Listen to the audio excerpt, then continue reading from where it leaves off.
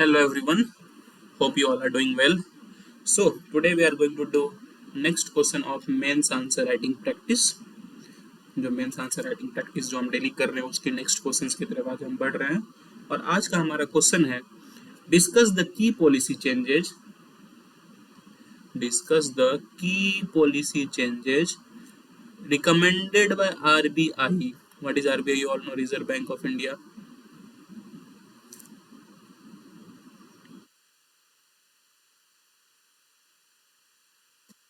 Recommended by RBI in its report to achieve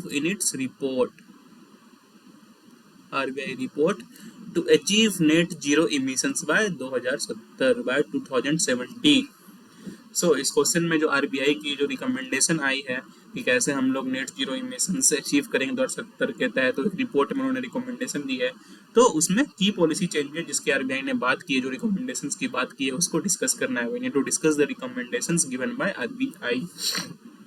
So we will start the answer. If you know something about it, then try to write it by yourself. अगर आप इसके बारे में कुछ भी जानते हो तो पहले खुद से लिखने का प्रयास करें और फिर आके सेल्फ एवेल्यूएट करें इस वीडियो को देख के। और अगर आप नहीं जानते हो या फिर अभी नहीं लिख पा रहे हो किसी वजह से, तो आप इसको एज ए नॉलेज गेन करने के लिए इस वीडियो को देख सकते हैं कि क्या रिपोर्ट थी, क्या क्या पॉलिसी रिकमेंडेशंस दी आरबीआई ने।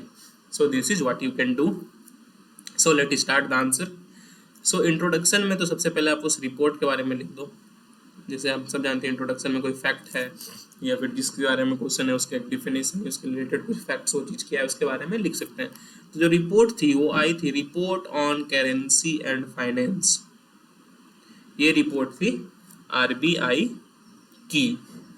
और इसमें आरबीआई ने काफ़ी सारे चीज़ों की बात की थी। मैं हम वो उस रिपोर्ट की तरफ बढ़ते हैं, क्या रिपोर्ट में बात की थी। As per the report, if India wants to become developed country, अगर इंडिया को डेवलप्ड कंट्री बनना है,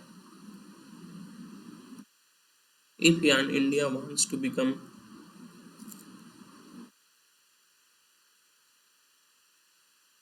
developed country by 2047, or you can say by 2047-48, its GDP growth should be around 9.6% per annum। तो ये डेवलप्ड कंट्री बनने के लिए India का जीडीपी ग्रोथ जो रहना चाहिए 9.6% पर एनम रहना चाहिए फ्रॉम नाउ ऑनवर्ड्स। क्या उतनी हमारी जीडीपी ग्रोथ है अभी? जी नहीं, बिल्कुल नहीं है। हमें वहां तक पहुंचना होगा 9.6 पर एनम अगर हम ऑनवर्ड्स रहे 2047-48 तक, then India will become a developed country.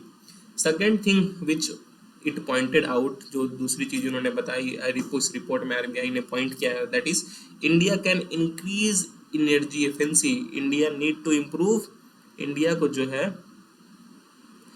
Improve करनी है क्या? अपनी एनर्जी इफिशियंसी।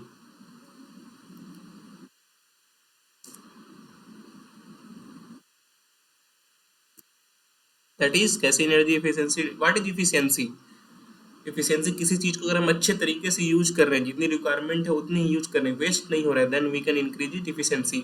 तो हमें इसमें इफिशियंसी इंक्रीज करने के लिए क्या करना होगा? रिड्यूस करना होगा per unit use of GDP. Reduce करना होगा per unit use of energy of GDP.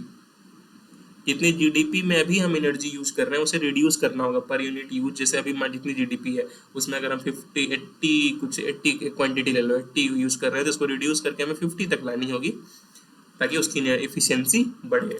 सो हमें एनर्जी इफिशियंसी के तरफ काम करना है, इंडिया को एनर्जी इफिशियंसी को बढ़ाना होगा। और दूसरी है कि यहाँ पर जो एनर्जी इफिशियंसी है उसमें इम्प्रूव करना होगा।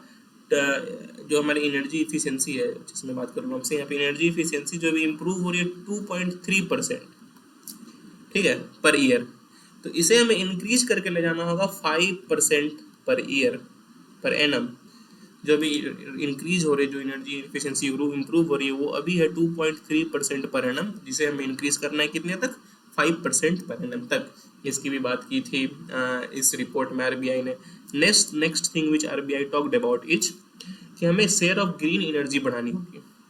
अभी क्या है, मोस्टली इंडिया में कोल बेस्ड ही मैक्सिमम शेयर जो है वो कोल बेस्ड पावर प्लांट्स का है, बट नहीं, अब हमें अब हमें अब शेयर ऑफ ग्रीन एनर्जी को बढ़ाना होगा. We must increase the share of green energy and it should be increased to around 70 to 82% by 2070. अभी काफ़ी कम है. इसे इंक्रीज करके अगर हम 70 to 82% ग्रीन एनर्जी को पहुंचा दें, तभी जो हमारी नेट जीरो इमिशंस की जो टारगेट है बाय 2070 उसको पूरा कर पाएंगे. तो ये सब चीज़ें जो थी वो रिपोर्ट में आरबीआई ने बताई है. तो अब हमें देखना है कि क्या क्या रिकमेंड किया आरबीआई. ये तो रिपोर्ट की हाइलाइट्स थी, रिपोर्ट्स के बारे में मैंने बताया आपको. अब इसमें रिकमेंडेशन की तरफ बढ़ते हैं. क्वेश्चन सीधा पूछ रहा है रिकमेंडेड बाय आरबीआई, रिकमेंडेशंस क्या क्या थे. So next move to it.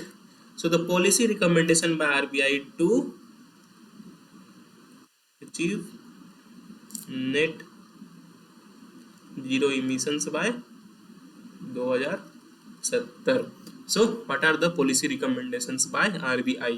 First of all is the phasing down coal based power plants. जो coal based power plants हैं, कोल की जो यूज है जिससे कि सबसे अधिक इमिशंस हो रहे हैं अभी, उसे हमें कम करना होगा, फेज डाउन करना होगा. इससे क्या होगा कि कोल बेस्ड अगर पावर प्लांट्स फेज होगी तो कोल माइंस भी फेज होगी. There are certain impacts of coal mines on environment, okay, to environment, to workers, to laborers, to every section जो डायरेक्टली और इनडायरेक्टली कोल माइन से जुड़े हुए हैं. अभी आप अगर झरिया झारखंड के बारे में जानते होंगे, Jharia that is in Jharkhand, if you know about it, वहाँ पे कितनी प्रॉब्लम हो रही है वहाँ की लोकल कम्युनिटी की, जो झरिया की लोकल कम्युनिटी की कोल माइंस के वजह से. कोल माइंस अंदर में जल रहे हैं, coal mines are burning deep inside and a lot of emissions is getting out from there. So हमें कोल वेस्ट पावर प्लांट्स को फेज करना होगा.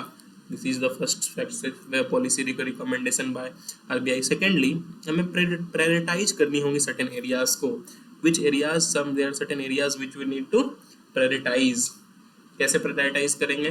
जैसे ग्रीन पावर जनरेशन एरियाज हैं, सच एज सोलर, विंड और एनी अदर ग्रीन सोर्सेस, हमें इन पे प्रायोरिटी बेसिस पे काम करना होगा. Instead of coal power plant we need to shift from coal based to solar, wind and other green sources. We need to shift from coal based sources to other sources that is solar, wind and other green sources पे हमें shift करनी होगी.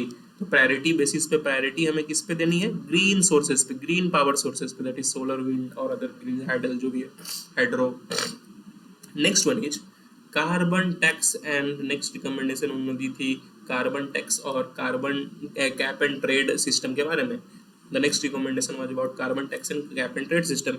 Actually RBI इसमें recommend करना चाह रही थी कि ये काफी इशूज है सिस्टम में. RBI was highlighting the issues this system. Through this system what we are doing, we are taking a amount for the wrong tits. Carbon tax में क्या होता है? कार्बन टैक्स में कि जितना आप कार्बन रिलीज करोगे उतने का टैक्स देना होगा. It is a tax on release of carbon. This is what cap and trade system is, की कैप कर दिया जाएगा, इतना कार्बन ही रिलीज कर सकते हो उसमें वैसे करके. अगर आप उससे अधिक कैप से अधिक रिलीज करते हो तो आपको सर्टेन अमाउंट्स ऑफ फाइन भरनी होगी. तो आरबीआई ने इस पे इशू ये उठाया कि ये बढ़ावा दे रहा है. By giving a money you can use how much of coal you can use. So this is the issue what RBI told. और देखिए, क्योंकि जितने भी सोलर सेक्टर, जितने भी ग्रीन सोर्सेस है वो काफी महंगे होते हैं. तो अगर कोल पे थोड़ी अधिक पैसे भी खर्च हो जाए तो अगर और फिर भी कोल की यूज हो तो coal will can still give competition to this green sources. So में इस पे जो इशू आरबीआई ने उठाई थी, इस पे जो है इस पॉलिसी इसे रिकमेंड किया आरबीआई ने कि इसको हमें रिड्यूस करना होगा. इस पे इशूज आरबीआई ने उठाई हैं. तो next one is investments. We need to invest. किसमें इन्वेस्ट करना होगा? अभी हमने बात की कि हमें जो ग्रीन सोर्सेस है वो, अभी अगर आप यहाँ पे देखें तो हमने बात की थी कि ग्रीन एनर्जी की जो सोर्सेस है उसे 70 to 82% ले जाना है. तो जब अगर हमें इनको 70 to 80% ले जाना है, 70 to 82% ले जाना है, तो उसके लिए हमें इन्वेस्ट करना होगा. It requires massive investment.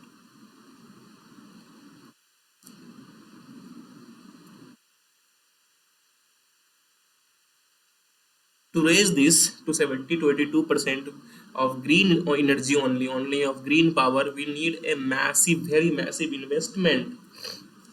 और इन्वेस्टमेंट हमें किस पे करना होगा? ग्रीन इलेक्ट्रिसिटी जनरेशन पे,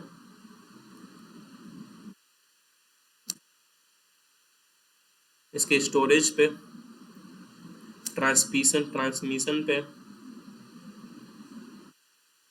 so overall we need to improve the infrastructure related to green sources, और उसमें हमें इन्वेस्ट करना है. इसमें हमें प्राइवेट प्लेयर्स, क्योंकि ये ऐसी चीज़ें हैं जिसमें कि हमें प्राइवेट प्लेयर्स की काफ़ी रोल लगेगी, तो हमें वैसे पॉलिसीज बनाने चाहिए, वैसे इन्वेस्टमेंट मॉडल्स बनाने चाहिए जिसमें कि अच्छे से पब्लिक प्राइवेट पार्टनरशिप हो पाए, through which we can increase the green sources of electricity generation.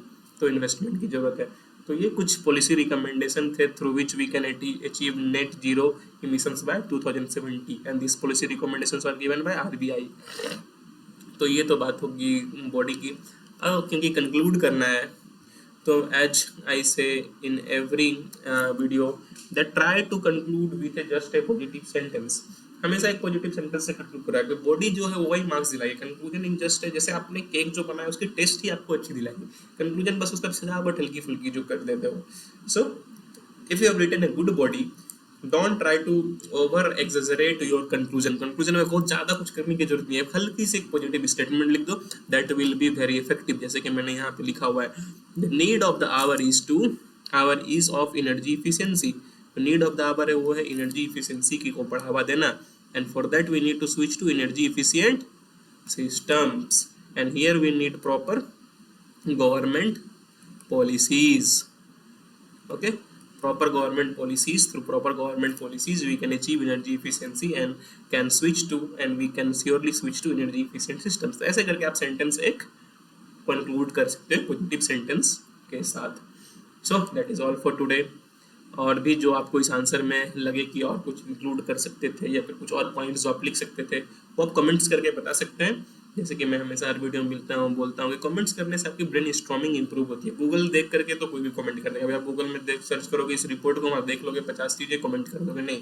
अगर आपने इसे पढ़ा है तो ब्रेन स्टॉर्म करने की कोशिश करोगे क्या क्या चीज़ हो सकती है, उससे आपको इम्प्रूवमेंट मिलेगी. तो आप कमेंट करें, और इससे हमारे जो इन्वॉल्वमेंट है, हमारे बीच का जो इंटरेक्शन है वो भी बढ़ेगा.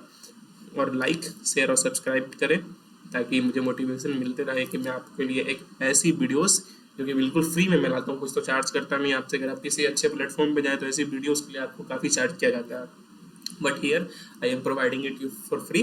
सो उसके बदले बस आप लाइक, शेयर, सब्सक्राइब कीजिए ताकि मेरे चैनल का भी ग्रोथ हो और I can bring more videos for you.